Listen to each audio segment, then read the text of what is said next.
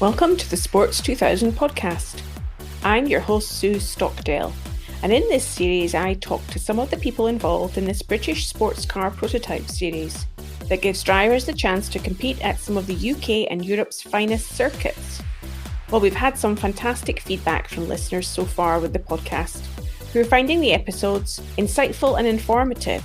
And one of the easiest ways that you can help us to spread the word is to share this episode with just one other person. Or you could post a message on social media telling others why you are enjoying this series. It will really help us to reach a wider community of listeners. Now, if you've ever been along to a race circuit, you will know that keeping the race programme on time, safe for the drivers and enjoyable for spectators can be quite a challenge at times, particularly if the weather conditions change. And the person who is at the heart of all of these activities very often is the clerk of the course. And that's who I'm talking to today. Terry Scannell is the Permanent Clerk of the Course for Sports 2000 as part of the MSVR event organising team. When I was listening to what his job involves, it reminded me of patting your head and rubbing your stomach all at the same time. There is just such a lot of information he has to take in, make sense of, and then use to make decisions in a very short space of time. It can be quite a feat. I hope you will enjoy this conversation with him and maybe appreciate just how difficult it can be to try and ensure an enjoyable race meeting for everybody. Welcome to the podcast, Terry. Thank you, Sue. Great to be with you today. I'm really intrigued to find out what a clerk of the course does, and I know you are the clerk of the course for the RCC Sports 2000. It seems to me a little bit like perhaps it's going to the head teacher's office and that race drivers have that sort of heart-beating moment, what's going to happen? And maybe it's not like that at all, but how would you describe what the clerk of the course does? Well, hopefully I try to make it as painless as possible for the drivers concerned. At the end of the day, they're our customers from the point of view of the club organising the meeting. So we want to make the meeting as enjoyable as possible for the competitors. The main part of that is to make it as safe as possible for everybody involved, not only the competitors on the circuit, but also including marshals, spectators, everybody. So basically, as a clerk of the course, we have responsibility for everything that is happening at the circuit. Part of that role is obviously to keep control of the actual timetable of the meeting, to make sure we're running on time. Also, that we're dealing with incidents as they happen on circuit or within the paddock or around the circuit, and actually having to make decisions instantly with regards to that so that we can keep everything running. So that's basically the basis of it. That sounds like a pretty big job. It says that you've got to have eyes on the back of your head to know what's going on at all times. How do you get your information? What information are you having access to in the moment to be able to make those decisions and keep things running smoothly? Obviously, based in race control, we've got at most circuits CCTV cameras around the circuit. So we've got good vision of everything that's happening actually on the track itself. Radio reports coming in from Marshal posts can be 15, 20 different Marshal posts around most circuits. So it can get quite busy on the radios. But obviously you're trying to keep an ear to what's coming in over the radios, as well as actually watching the screens on the various corners to see any incidents as they may happen. Also, watching the timekeepers' screens, keeping an eye on where the cars are on track, because we do have the ability to predict where the cars are from the timekeepers' information, so that helps. And other reports coming in via other radio systems and such like. So it actually gets quite complex. We're also trying to obviously log what's happening at the same time on a computer-based system so that we can keep track of any incidents, so that we can, if need be, review those at a later date after the meeting or after the actual race. So it does get quite busy in race control. There's a very tight team within there, probably no more than 5-6 people at a time, mostly in race control, dealing with the various radio systems and such like. As a clerk of the course, you're actually keeping an overview of everything that's happening and having to make those decisions instantly when something happens on circuit. So you're reminding me of what I think it was Tom Stoughton said in his podcast episode about things getting busy from the driving perspective and having to make decisions when he's passing cars. It sounds to me like you're doing exactly the same thing, but from race control. Yes, and basically looking after the interests of 30 drivers rather than just one. So that sounds like an awful lot to deal with. And we'll come on to a little bit later in the conversation to find out perhaps what you think some of the skills are that help you to do that. And I'm thinking way back in terms of what got you interested in motorsport in the first place.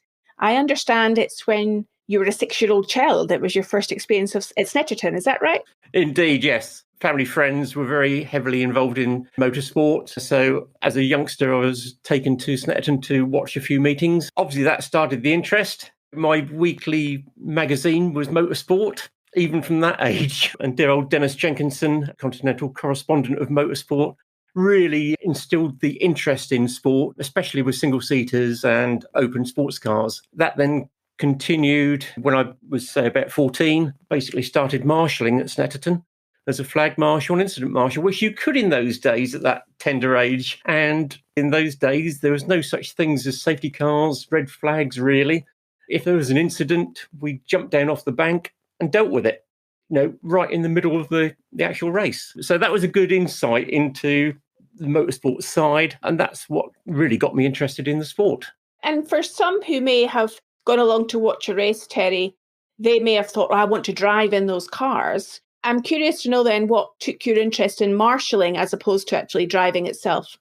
I think because of my age at the time. Then after I left school, started working with a gent who is still a very good friend of mine, Steve Bradley. Steve was racing karts in those days, then moved on to Formula Ford. Because I was sort of working close by him and living close by him, it was a case of, can you come and help us run the karts and run the cars? And that's what really got me interested in the mechanicking side of the sport, which basically then continued on for several years, many years, moving up into things such as Formula 3 with another friend of mine, Colin Thorpe, who unfortunately no longer is with us. But we spent many happy years running Formula 3 cars, both in the UK and Europe, for various drivers. And that was a really good insight from my point of view of learning about race cars, getting involved. And that carried on for many years in that way.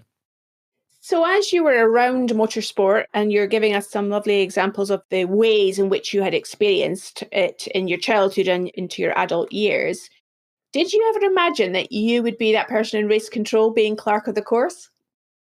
Not really, no. I mean, that was something that probably I hadn't really thought about. It was actually prompted to me by one of the existing senior clerks of the course, Tony Weatherly, about 15, 16 years ago, basically because of the insight that I had from a marshalling point of view and also from the preparation and running of teams and cars. I would be a helpful addition to their clerking team. And that was basically where that sort of moved. And Tony was an excellent mentor to me at that time, pushing me through the Motorsport UK training module to become a clerk of the course. And is there any training, or is it just that somebody puts their hand up and says that they volunteer to do it? So what does this training module involve? And maybe we'll get an insight into perhaps some of those really important skills that you need to have that role. Basically, it involves really getting to know all the different areas of organising and running a race meeting. So obviously through the probationary period as a clerk of the course, you get to learn about all the various aspects such as scrutineering, administration, organisation, the medical aspects that are involved. And that all becomes part of the module, which once you've actually completed the module, you are then observed actually running a race meeting by one of the very senior Motorsport UK clerks from that point of view. And if you perform in a satisfactory manner, then you become a interclub race clerk. And then from that, you can then progress to race national or international if need be. So, there is a planned process all the way through. And for our listener that may not have been along to one of the Sports 2000 race meetings, but may have watched, say, Formula 1 on the television, would the clerk of the course role that you're performing, Terry, be similar to the race director role that Formula 1 has? Or is there a difference to those two types of activities? It's basically very similar to the race director role in Formula 1. You're having to make decisions based on what you're seeing actually happen on the circuit, dealing with sudden changes of circumstance, such as if there's a weather change, suddenly it starts pouring of rain and everybody's on slicks. You have to make decisions on how to proceed with that. Or if there's a race stop, how we're going to restart the actual race and what's involved. So yes, it's very similar in that way. So it gives our listener a sense of the situations that a clerk of the course may encounter. Are there any that stick in your mind that have been particularly tricky to deal with or even really satisfying? In my experience, basically the worst situation I have is when weather conditions are changeable, because most of the championships that I look after are either single seat or sports cars, where normally they'll be running on slicks in the dry. And the worst type of scenario is where the weather is very changeable and suddenly you get a downpour and you have to make a decision as to what you're going to do. I did have a very similar situation to that last year with one of my single-seater championships, where they'd actually gone out onto the Silverstone Grand Prix circuit for their green flag lap. Lovely sunny conditions. And just as the cars are coming round after doing the full lap, basically, or 3/4 of the full lap of the Silverstone Grand Prix circuit, suddenly there was a downpour with 54 cars on a rolling start. And basically the decision was an instant one, whether do we have to do a second green flag lap? What are the implications of that, both to the timetable and also to the race and to the drivers? Or do we actually continue, or do we bring all the cars in and change all the cars to wets? Knowing the majority of the competitors involved, and they were Formula 3 single-seaters mostly, and obviously with my experience in the background, I made the decision we'll carry on, we'll go with the race start, because the cars have already got enough heat in the slicks that the worst case scenario would be to do a second green flag lap. They lose all the heat out of the tyres, and then there would be problems. They would all be almost driving on ice, basically. We actually went with the start, did the whole 20 minutes, not one incident. But another day, it could work a different way. You just don't know. But you try to make the best decision you can based on the information you've got. So in that situation then, you're drawing upon your experience of the cars themselves, of the drivers and of the championship, knowing the people that are involved in that moment. I think most of the competitors know by now that I'm not one of those clerks of the course that locks myself in a darkened room all day and never talks to them unless I'm printing out a judicial form with a penalty. What I really enjoy is the part of actually getting out in the paddock when we're not actually physically on track, when my championships are not on track, so that I can actually walk around the paddock, have a chat with the drivers, the mechanics in a very informal manner, have a bit of banter with the guys, and basically get to know the competitors, the team members, families, etc. And also, because of my mechanical interest in the cars, I like to get down to the nitty-gritty of what's actually on the chassis, basically, from that point of view, and the engine. So what I do find is one that helps to build a degree of respect between the competitors and the clerks, in that we actually try to understand their problems when they've got mechanical issues, or are they going to get the car back ready for the race? What can we do to try to help them in many ways from that point of view? And also the fact that hopefully when I make decisions in race control, the competitors do actually understand that I'm actually trying to do the best for them and not what is just the best for the actual race or the club. It's actually trying to give the competitors, our customers, as we say, the best value for money, getting their track time. Hi, it's me again. To let you know that support for this podcast comes from Broadtown Brewery, the microbrewery in Wiltshire with big ambitions. Their diverse assortment of beers range from classic best bitters and hoppy American West Coast IPAs, through to Baltic porters and Belgian triples. Only the best quality ingredients go into their beers, and their close attention to detail ensures that you can drink beers that are full of flavour and true to style. You can have them delivered straight to your doorstep, no matter where you live. So go on over to the website broadtownbrewery.co.uk and make your choice now. So that relationship element of understanding who your customers are is an important part of your role, by the sounds of it. Yes. I also imagine you have that element of being a referee sometimes, or the person to make those judicial decisions when there's perhaps been a little bit of bumping or some incident on the race circuit. How do you handle those sorts of situations, Terry? I think basically you try to be as fair as you can to all the parties concerned. Again, from my background, I try to put myself sometimes when I'm looking at drivers' videos, onboard videos and such like, try to put myself in their position, because in the constraints of many single-seater and sports cars, the peripheral vision from the driver's aspect is quite restricted. So I'm trying to actually put myself into the driver's position and trying to identify whether an incident was a deliberate incident with a purpose of trying to take another car out of the race, as it were, or whether it was just a lack of information of what was around him. basically, that may have caused the problem. And it also can come down to the point of view of looking at, say, when we get instances of overtaking under yellows.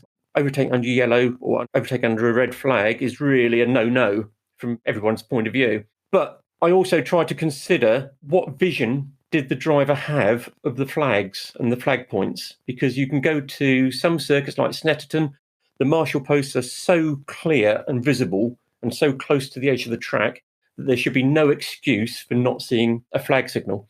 You can go to somewhere like Silverstone, and this is quite surprising, I think, for a lot of people. Silverstone, even on the Grand Prix circuit, trying to pick out where the flag points are because they're so far away from the actual track, and in some cases not as well marked as some other circuits.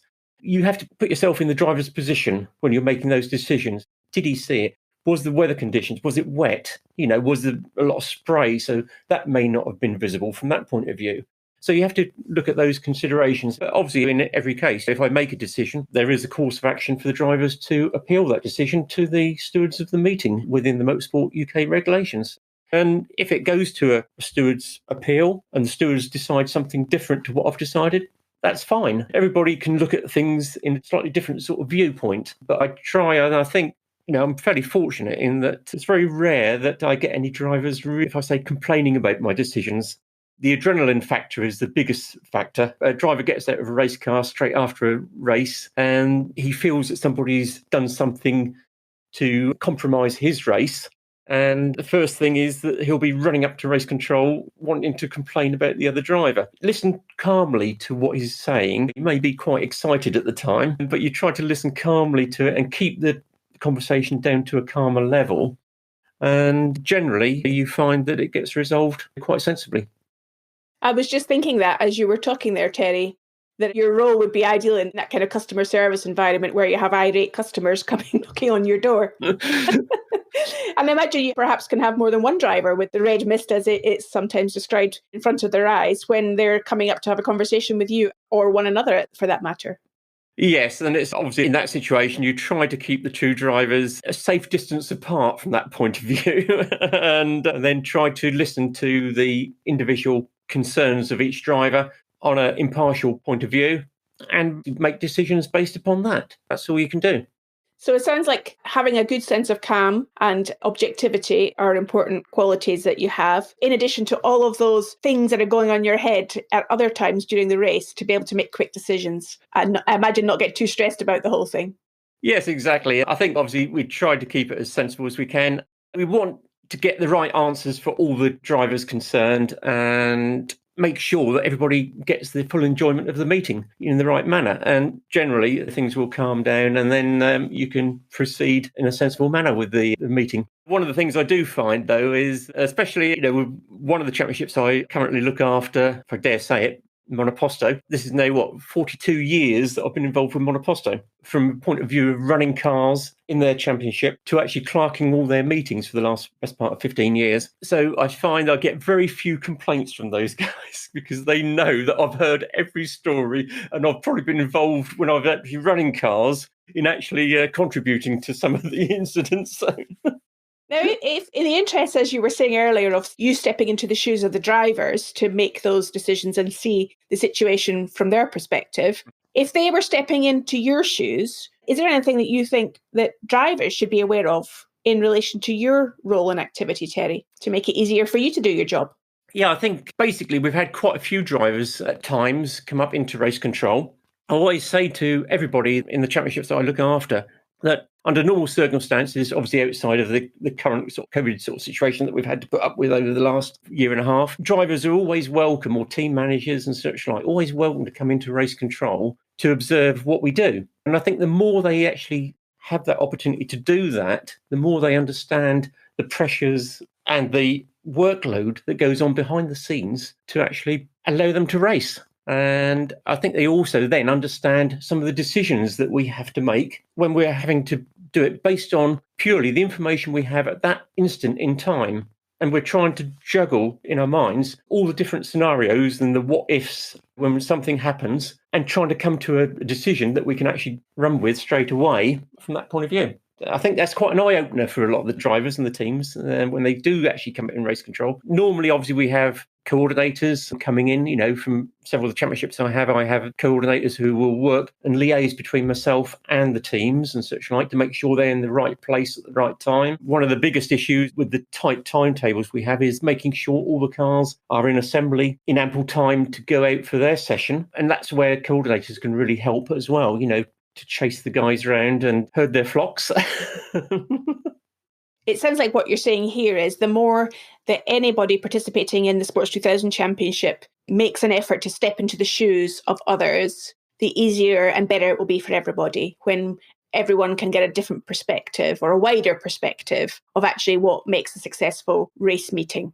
Oh, yes. Yeah. And as I say, the offer's open to anyone in Sports 2000, any of the competitors, team managers, whatever. If they're not on track, they're quite welcome to come up and watch us how we actually deal with other races, other times. So the offer's always there. Just speak to me and we can arrange it. That sounds great. I'm thinking also about your knowledge of the different race circuits in the UK and further afield, Terry.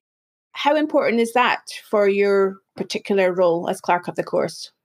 I think it's very important. Each circuit has its own characteristics, its own issues, different sort of race control setups. Some circuits that we go to don't even have CCTV cameras on the track, such as Cadwell Park or Lyddon, for example. So we're having to rely purely in those cases on what we hear from the Marshal posts. And it's getting to know the people who are generally at those circuits on a regular basis.